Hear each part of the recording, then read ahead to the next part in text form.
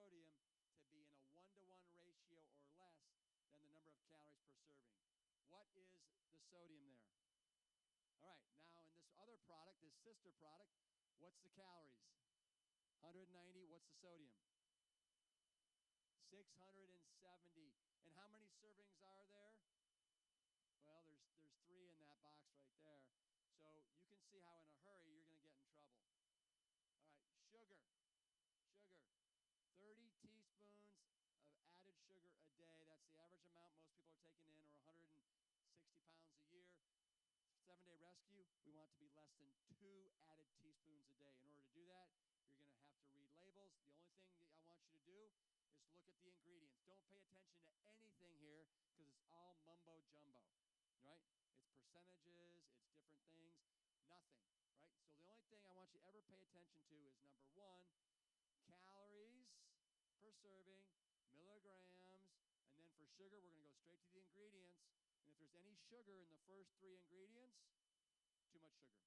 Because by law, they have to list in descending order by the weight of that. Each manufacturer has to list in descending order by the weight of that ingredient in the product. So look at this. Sugar is the 3rd ingredient. It's also there, it's also there, it's also there, and it's also there. And we also got oil and all kinds of stuff. So this is a cereal that you would not believe has all this kind of sugar in it. All right, and then fat.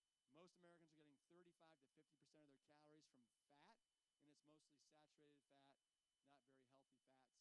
We want to bring it down to 10 to 15% of our total calories from fat. This is when true reversal of these diseases happens, and most of our fat calories now are going to be coming from the polyunsaturated omega-3s and omega-6s. So, for example, look at this Amy's soup, right?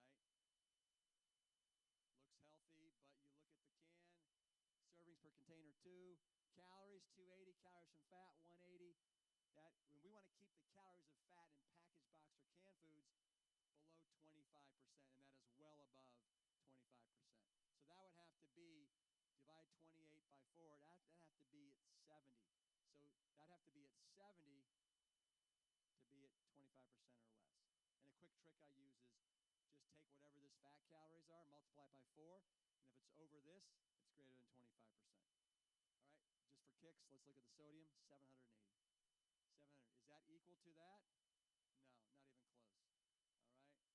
Look at the fat content of Plant Strong foods. You can get all the fat you need, right? White mushrooms are about 12%. Kale, who knew that kale was 12% fat, right? Tomatoes, 10%. Broccoli, 10%. You know, potatoes are low, about 3%. Avocados, obviously, are 90%. But there's fat in all plant-based foods, just like there's protein. I'm here with Paul in Houston. Paul, you have got your career back. I did. What career were you in jeopardy of losing? Flying career, commercial pilot. And so what was going on with it? Developed chest pain while I was in Shanghai. Came back, realized I had heart disease. Took stress tests, and as soon as I failed that, I lost my FAA medical. So went plant perfect with your dad's guidance through doing the whole food, plant-based, no oil, low sodium. And 6 months ago, I passed my stress test after reversing heart disease, which is verified through my angiogram. So I had a follow-up angiogram. So I went from like over 50% blockage in my one artery, LAD, down to barely measurable at all. So the plaque actually dissolved. That's amazing. Yeah. And so how much weight have you lost as well? I lost 35 pounds. All right. Pillar number 7 is why we want to move. Sitting has become the new smoking, right? You guys aren't getting up. You're not dancing with me. I don't know what to do. I'm getting frustrated. But this is why we want to move. We want to move for a myriad of reasons, okay? This study came out, and I'm going to read some of it to you, but basically, new findings published Friday, this is about 6 months ago, in JAMA, detail how researchers at the Cleveland Clinic studied over 100,000 patients from 1991 to 2014, putting them under treadmill testing and later recording mortality. And being unfit, you can see it there, being unfit on a treadmill or in an exercise stress test has a worse prognosis as far as death than being hypertensive, being diabetic, or being a current smoker. We've never seen something as pronounced as this and as objective as this. people are suffering from depression these days. You get out, you do even 10 minutes of walking, moving, and it gets those happy endorphins going in your brain. It improves your brain health, right? It gets blood flowing to the hippocampus that can help prevent, along with eating plant strong, Alzheimer's. If you haven't read The Alzheimer's Solution, I highly recommend it by Drs. Dean and Aisha Shirzai from Loma Linda. Amazing research they're doing. It boosts your immune system so you become more resistant to getting sick. Increases your appetite. If anybody's having a hard time with this food, they're like, this food's just not cutting it, go whole food plant-based, start exercising a little bit, and all of a sudden that steel-cut oatmeal with those blueberries and sliced bananas will steal the eye right out of your head. It'll be awesome. Great for bone health, right? Osteoporosis. It's not a lack of calcium. Americans, we're getting more calcium than any other country on the planet. The reason is, along with the animal protein leaching calcium from our bones, we're also sedentary. Our bones are like living, breathing, dynamic structures. They need to be tested. They need to be stressed. Just like what happens if you don't exercise or move? Your muscles are going to atrophy. So your bones are going to turn to styrofoam. So the good news is you can totally reverse this thing. But you got to get active. You got to exercise, and preferably weight-bearing exercise. Enhances your energy. The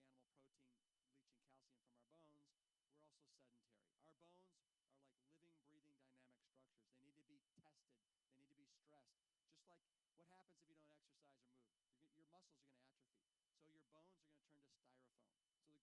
you want to do when you get home sometimes at night is exercise. Go out for a walk. Go out for a little jog. Wake up in the morning. But you would not believe how much more productive you are when you move a little bit. It's easier to get out of bed in the morning. You wake up and you're that much rested. And it prevents muscle loss. So how many people are under the age of 30 in the room? Okay, not even 4 of you. So everybody else, you're suffering from sarcopenia, which is wasting away of muscle mass. So you can see this is your bone, this is your bone marrow there, the red there, and then this is your muscle, and this is basically your fatty tissue. This is what happens as you start to age, and now your resting metabolic rate goes down, and you're much more susceptible to spills and falls. So this is a 40-year-old triathlete, all right? This is the quadricep right here. And then look at it. This is a 74-year-old sedentary man. You can see the fatty tissue there encroaching there. And look at a 70-year-old triathlete. So if you just keep after it, this doesn't have to happen. All right? I'm with Jeannie here. Jeannie has been doing this for 6.5 years.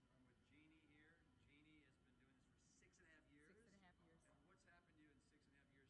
And I'm going to show everybody your amazing physique, okay? Okay, in 6.5 years, I've lost 65 pounds. My blood pressure has gone down to 90/60. My cholesterol started at 260, and I'm down to 180. And any medications? No medications whatsoever. Wow. And I walk 3 miles a day. Wow, you're just a shining example of what can happen. And do you feel like you are depriving yourself in any way, shape, or form? No, not depriving myself at all. I am never hungry. All right, so those are the 7 pillars. I'm going to go through them in 30 seconds, right? Why we love plants, why we love whole plant-based foods, why we do not want to drink our calories, we want to masticate, we want to chew our food, why we really want to be concerned with calorie density and eat foods that are low in calorie density and high in nutrients, brimming with water and fiber. 5, don't worry about protein. It's there in the food just like there's oxygen in the air, okay? Don't sweat it. 6, got to become label-reading ninja warriors. And 7, let's move a little bit, okay? Even if it's just, my prescription in my book is walk 10 minutes a day, right? Everybody can find time for that. All right. If you haven't, we have all kinds of free resources on the Engine 2 website. You go to engine2.com and you can go to our free challenge. We have a 10-week program we just started. It's an online coaching program. We have our blog. We have our Facebook community, Instagram, Twitter, all these things. I also, a couple months ago, started Rip Esselstyn channels for all these things. If anybody does Instagram, Twitter, Facebook, or anything like that, I would love it if any of you would come to any of our events. I'm touring all over the United States for the rest of the year, going to Whole Foods stores, and they're all free.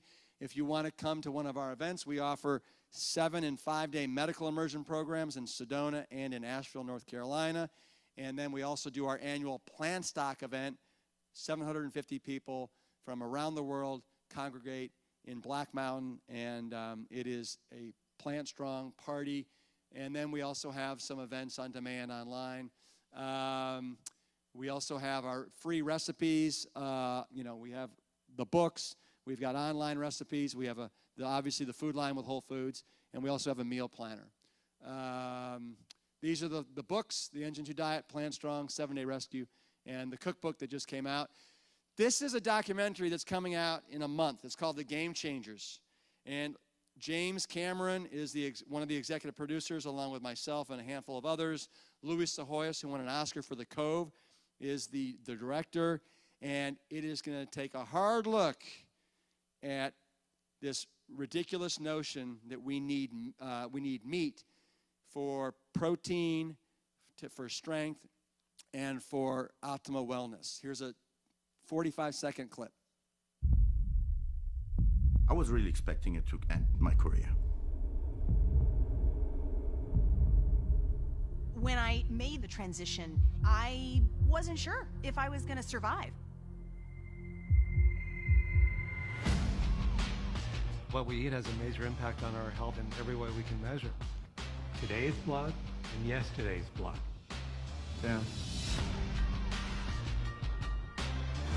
To think that these elite fighting machines were eating mainly plants went against everything I'd been taught about nutrition. There is no one that can relate to that better than I do, because I've lived in that world. I'm in it just to rewrite history, cause I'm in the mood to label us the leaders of the new school. This ain't for the radio, can't find this on YouTube. This the type of killing that these critics ain't used to. Victoria. Oh, yeah. So we're going to end with a little hand hug, okay? And this is how it looks. So there's a guy at our fire station named Steve, and after a great fire or a rescue, we would give each other these big old man hugs, and Steve was like, "No, you're not hugging me." And so we came up with a hand hug for Steve.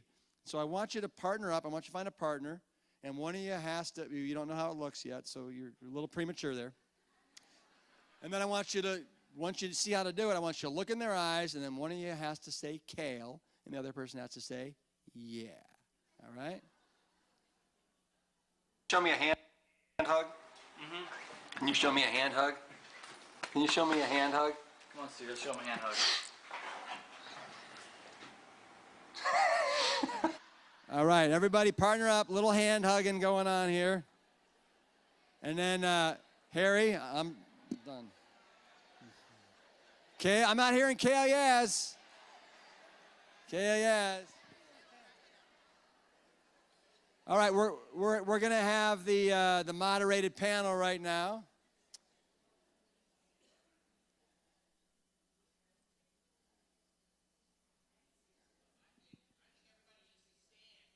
But to just sitting is the new smoking. Come on, let's stand.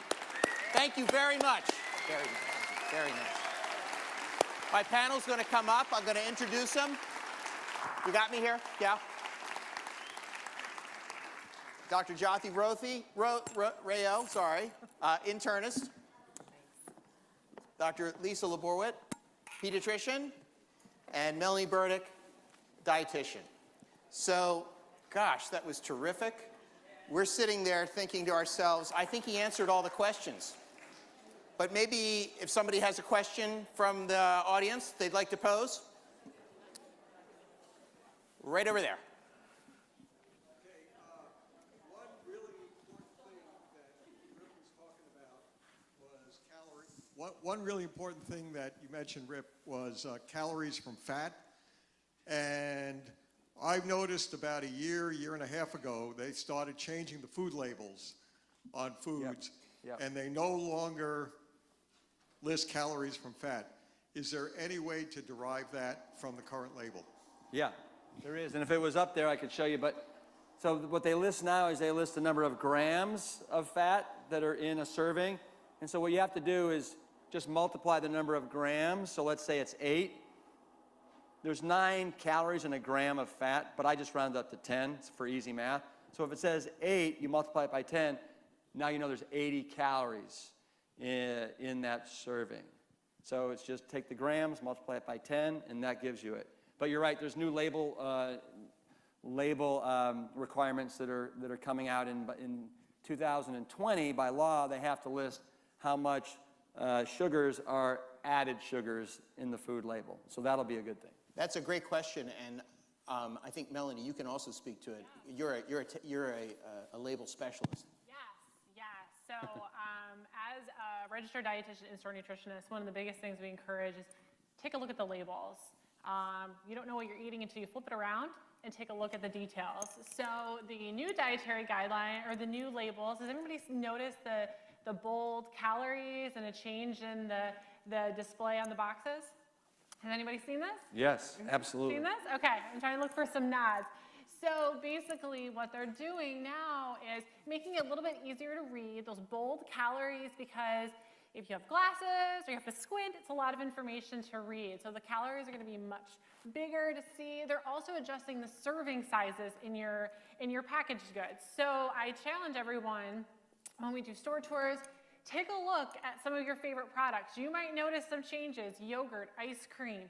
Those serving sizes are changing. So be very, very, pay close attention when you go to the store, because you may say, I just bought this last week, but it looks different. So those labels are changing. And also at the bottom of the label, for our vitamins and minerals, for instance, calcium or vitamin D, before it was just a percentage of the daily value. Now you can actually see the milligrams or the micrograms. So if you're trying to meet needs, you want some more details, there's less math involved, because if I quizzed everyone to ask them what they needed for vitamin A or calcium, they probably wouldn't be too sure. So there's a lot more detail that's coming about. So you'll see it slowly and slowly as you go shopping. By 2020, hopefully it doesn't get pushed back any longer, but you'll start to see those labels pop up. Great. Could we speak to the organic label? What that means, the green label? Oh yeah, who wants to take a stab at it? Who wants to take that on? Yeah, so you'll see on the different packages, like the USDA stamp. So you'll see this on a variety of different things for packaged goods. And basically what that means is, things have been manufactured and grown to follow strict guidelines from the USDA organics. So that way you know what's in the product and how it's been gone through production. And so if you're looking for those particular things, if organics are important to you, then if you look for that, that can give you some additional information. And as a group, do we prefer organic as a group? What would you guys say? So I think that people should just eat fruits and vegetables as much as they can. So I think when I start telling people about the diet, I think that the concept of organic is that the pesticides aren't there. So the vegetable or fruit is actually a little more hardier. So there's a lot more antioxidant and potential for anti-inflammatory in that organic. But if it is a little bit more expensive and you choose not to eat the fruits and vegetables, I would rather you eat the fruits and vegetables as a concept as opposed to worrying about if it's organic.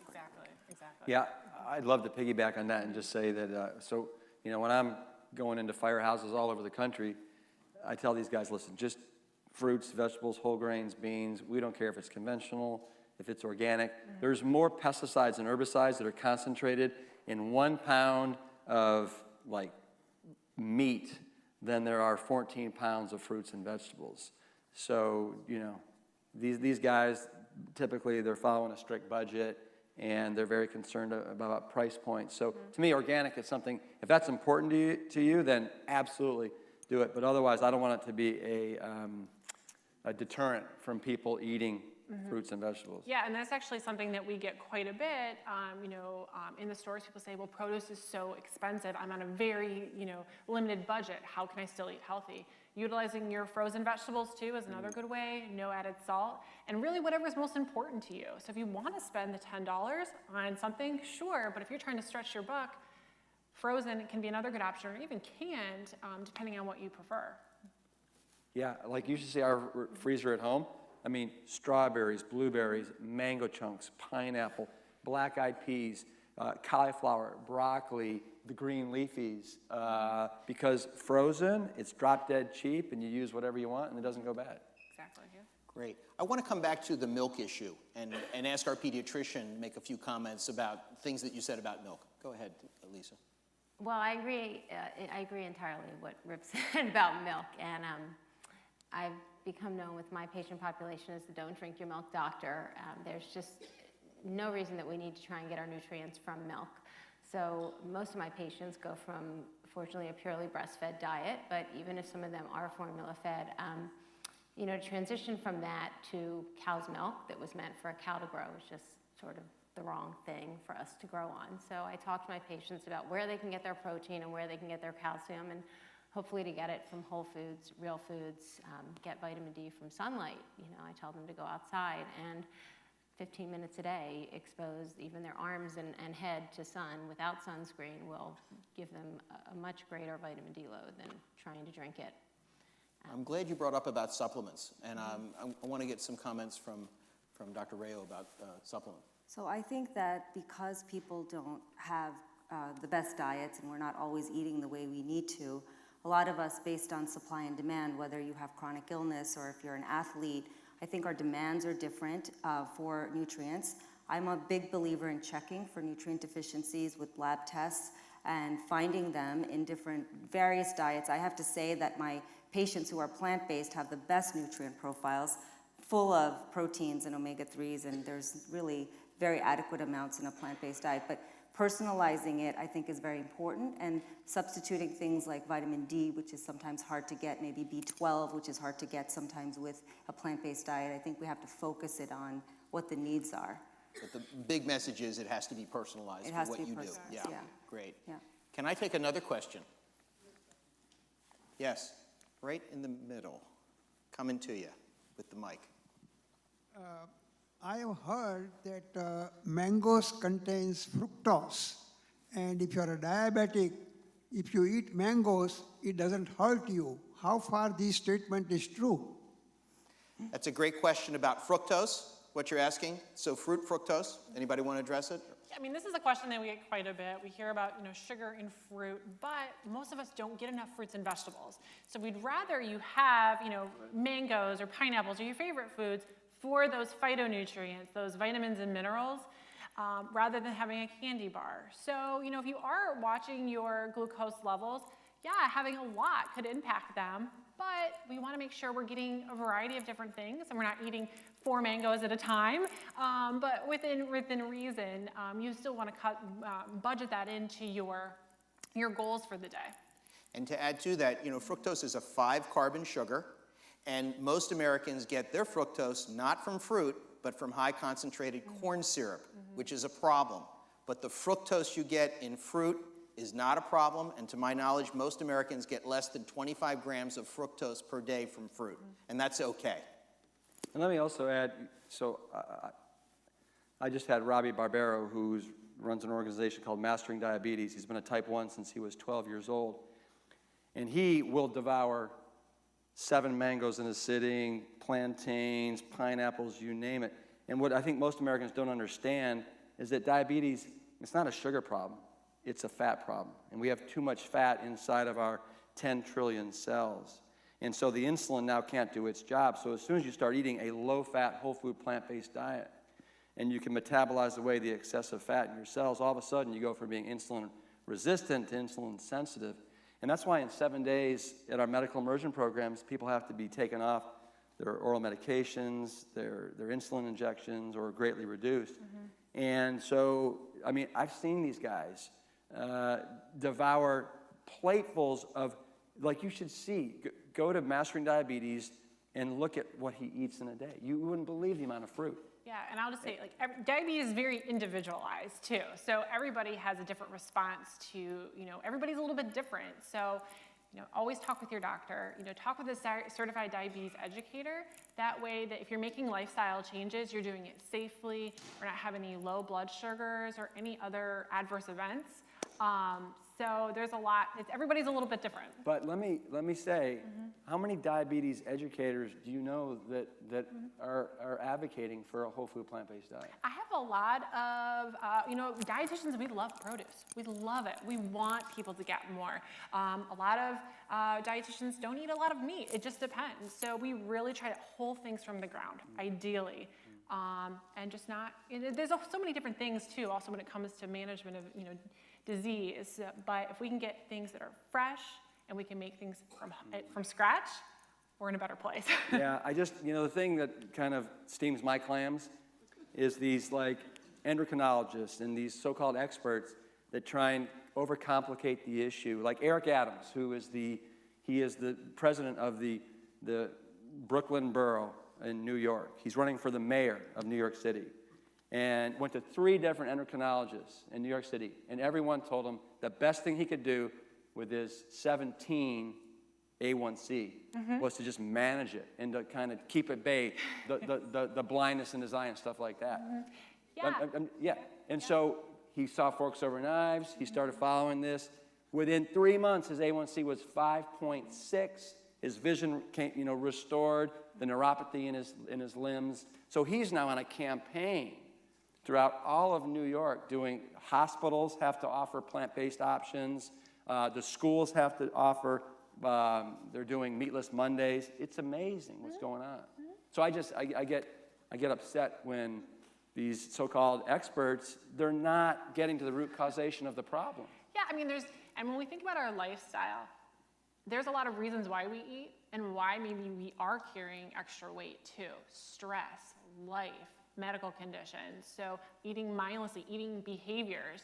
So, also that's important too when you're looking at not only what you're putting on your plate, but how are you eating it too.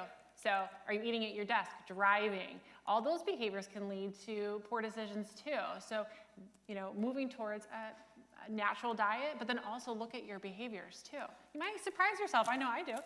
I think it's a great point, and just to hear a little bit more from the physicians about this is a great topic about why and how we as physicians need to do a better job talking about diet with our patients.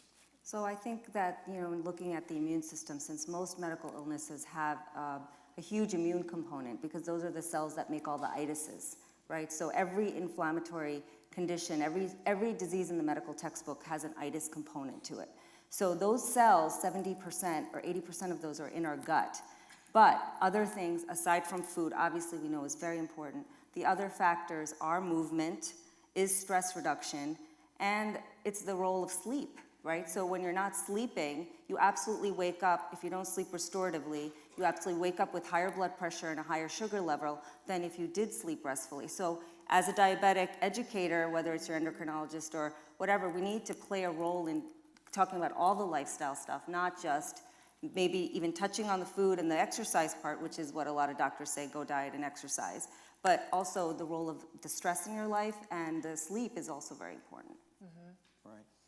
Yeah. Right. Can I take another question? Right here in the front.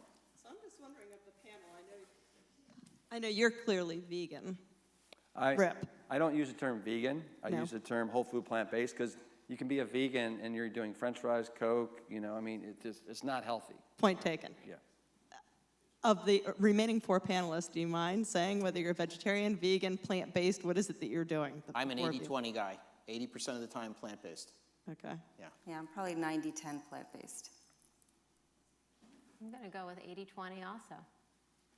Yeah, I'm actually a vegetarian, but I am open for anyone's food choices. So I have mine, but as a clinician, I take my personal eating preferences at home. I kind of leave those aside. So my goal is to kind of work and help you with what you prefer. So if you like to have meat, a lot of people like to have meat or chicken, we work around it too. So I like to have popcorn. Sure, popcorn's great. But I'm thinking that Rip wouldn't allow me to have popcorn with no butter. No, we do popcorn, just you're not doing the butter on it. Okay, oh, good. All right, I feel much better now. Thank you. But one of the things that Rip pointed out early on was he's planting seeds, and this can grow. I mean, I learned an awful lot tonight. I'm sure you all did too. So this can really grow. Another question, and then we'll start to wrap it up. Right back there in the middle.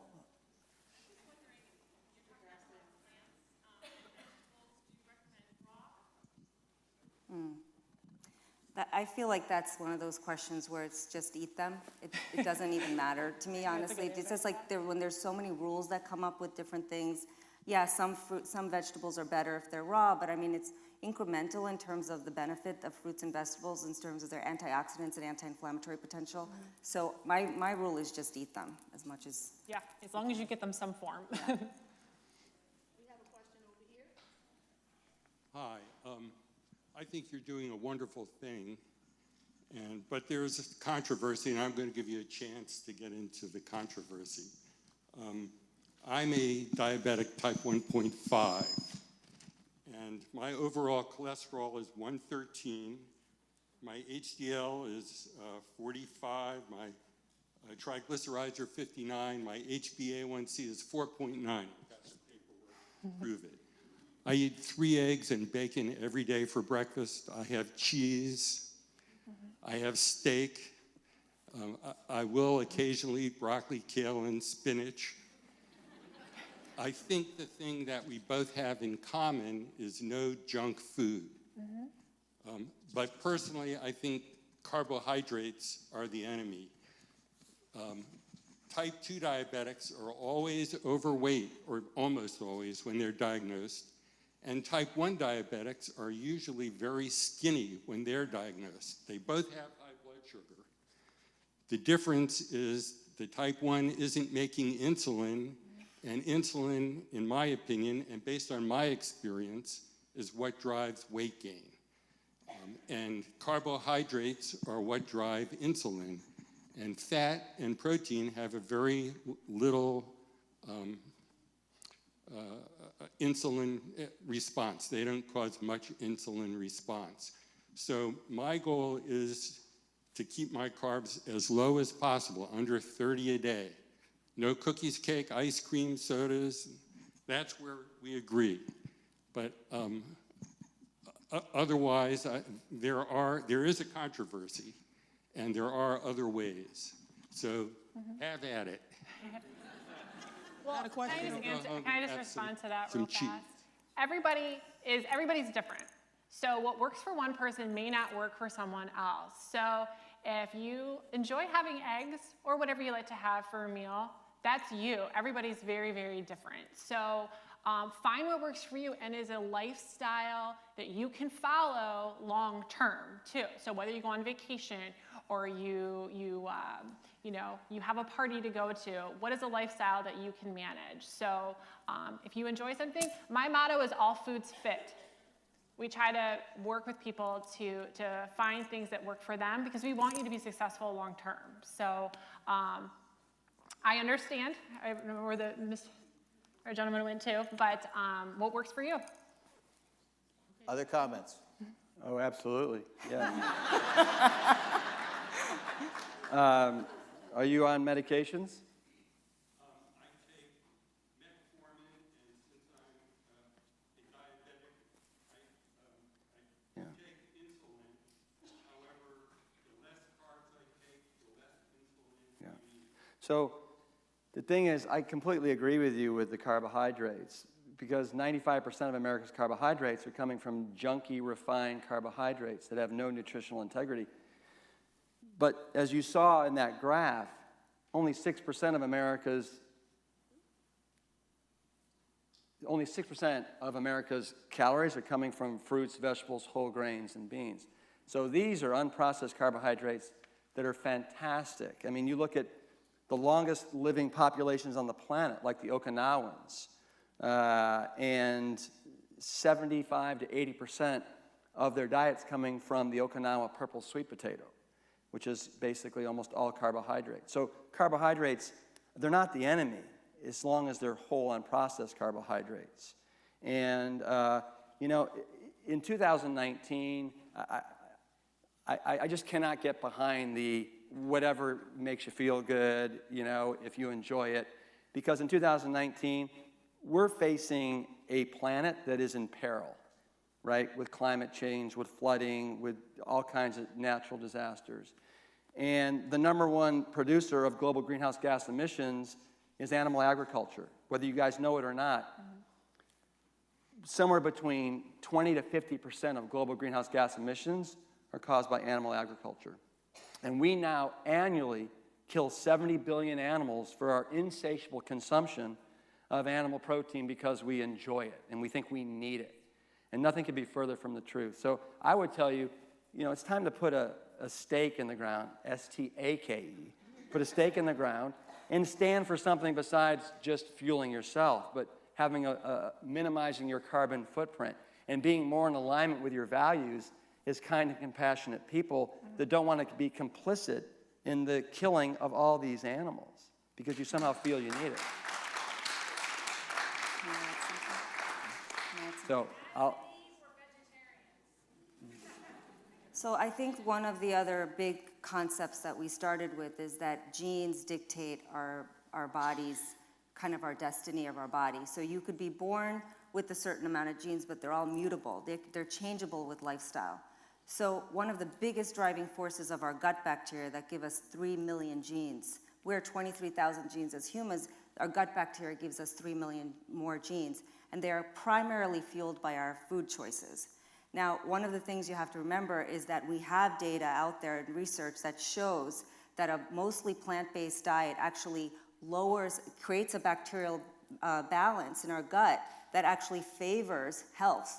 And having more animal products not only changes the pH of our body to a more acidic environment, which fuels chronic illness, and alkaline diets like plant-based diets kind of promote more healthier versions of ourselves. So you have to remember that our gut bacteria matter, fiber grows our gut bugs, and the composition of that bacteria is fueled by that balance between plant-based versus animal products. So it may not present right now, but it could present down the road as inflammation causing, say, Alzheimer's, memory loss. It is becoming one of the largest problems in our country, and it affects generations of family members, not just the person affected, but the caregivers and all the family members. And one of the things that's really, really big that's coming into it is really about that the brain has a microbiome as well, a bacterial flora that mimics a healthy gut. When you have a healthy brain flora, the bugs in the brain that equal the gut flora that's actually healthy,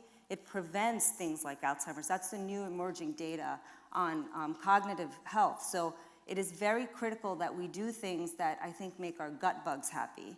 And so the microbiome literature is exploding, and we are really developing a lot more kind of nuances in how do we affect that gut bacteria. But in general, the research does show that changes towards more of a plant-based is creating more of a healthier gut bacteria, which we hope can also translate into cognitive bacteria as well, so that helps our cognitive function. So we have time for one more question, and then we're going to adjourn. I think Mary? Right here. Okay. Quick, simple question. What do you suggest as a substitute for milk? Lisa? Substitute for milk. Oh, I'm going to go with water. My patients, I tell them not to drink milk, and I tell them don't replace it with something else that's white and creamy-ish. Just go with water. Cereal? I'm sorry? What about cereal? Cereal. You use almond? Are you promoting almond milk, coconut milk, these other milks? I'm also a low-carb person, but if you are going to eat cereal, I would say almond milk or coconut milk, as long as it's an unsweetened one, which is another place you really got to read labels, because a lot of almond milk and coconut milk is really sweetened to death. But yeah, if you could get an unsweetened one, that'd be fine. Because the industry don't want you to use milk with almond and coconut, because they say it's not milk. They call it a beverage. Yeah. There's been milk versus plant beverage. Right. Yeah. Okay. What we do in our house, and I've got 3 kids under the age of 11. Yeah. We love oat milk. Pacific brand makes a really clean oat milk with no added sugar. It's just naturally occurring sugar, and they love it. And then we also do unsweetened almond milk. So. Almond milk. Okay. Thank you. Okay, Dr. Oken? Yes. I think that some of the panelists are going to stick around to take some questions. Sure. We'll adjourn, but if you want to come up and talk to us. Can you tell them that? Down. Thank you so much.